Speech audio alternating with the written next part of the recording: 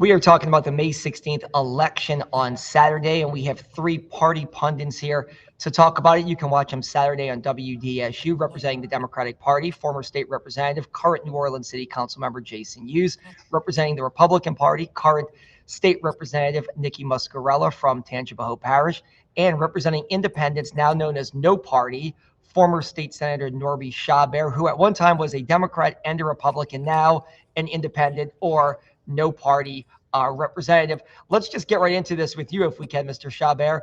No party voters could swing this election on Saturday. If you can talk about that, the role of no party voters.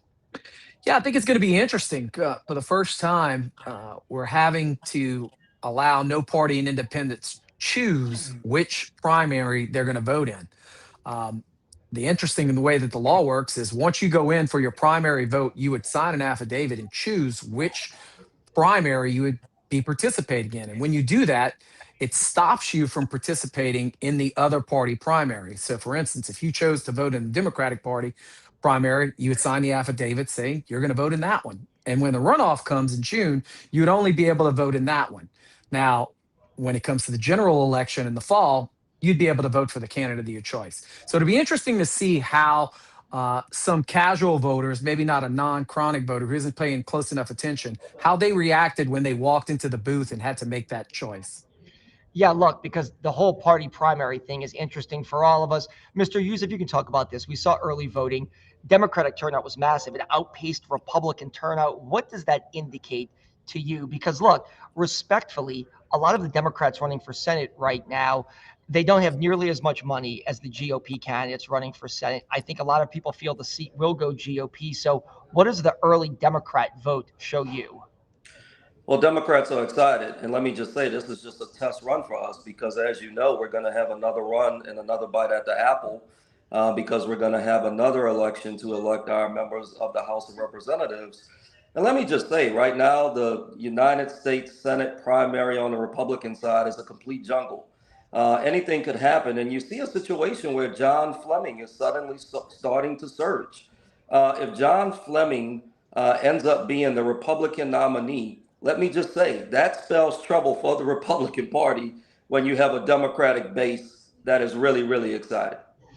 Mr. Muscarella, what do you think about that? I mean, look, it seems like most polling shows us right now that Letlow may be running first, but it's really close with Cassidy and Fleming, which is interesting given the fact that Cassidy is the incumbent. But what do you think about what he just said? I mean, could a Republican actually lose whoever comes out of this primary in November?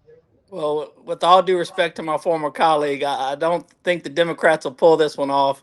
But I do think that it did get very interesting with the redistricting. I think Democrats are, in fact, motivated and energized.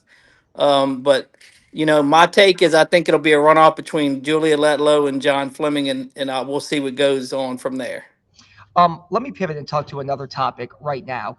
What is the number one thing? I know, Mr. Muscarella, we'll start this with you, but for Republicans, for GOP voters, I mean, you've got candidates at the top of the ticket dinging each other and bringing up all kinds of skeletons and dirt. What's the number one issue right now for Republican voters in the state? Well, look, I think it's all over the place. Every day I think people are just oversaturated with mailers and negative campaigning, and unfortunately that's just kind of been the playbook lately. And so I come home every day to a mailbox full of mailers, and to be honest, I just throw half of them away because I don't even have the time to read them. So I do want to focus on what happens with the negative mailers and if they're working, but I really feel like at the end of the day people are just tired of hearing it and they're ready to vote. Mr. Hughes, what's the number one thing for Democratic voters? So much has gone on, especially in the city of New Orleans, the Calvin Duncan situation, the redistricting. What's the number one issue for Democratic voters when they go to the polls on Saturday? Well, it's actually two issues that go hand in hand. First of all, our democracy is under attack on a daily basis. And number two, the economy is completely out of whack. Gas is on its way to $5 a gallon. The price of eggs, milk, and bread continue to soar on a daily basis. Everyday Louisianians are struggling. The policies currently that are taking place are just not working for everyday working people. So, with democracy under attack, the economy under attack, Democratic voters are excited. We're going to swing that pendulum and change the course. And we'll round this out with you, Mr. Chabert. I know I told people earlier, a lot of people do know this. You were a Democrat, then you were a Republican. Now you're representing independents.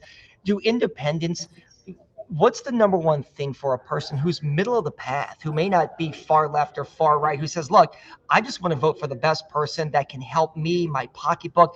What's the biggest issue for independents or no party voters right now? Well, honestly, it's a little bit of both, right?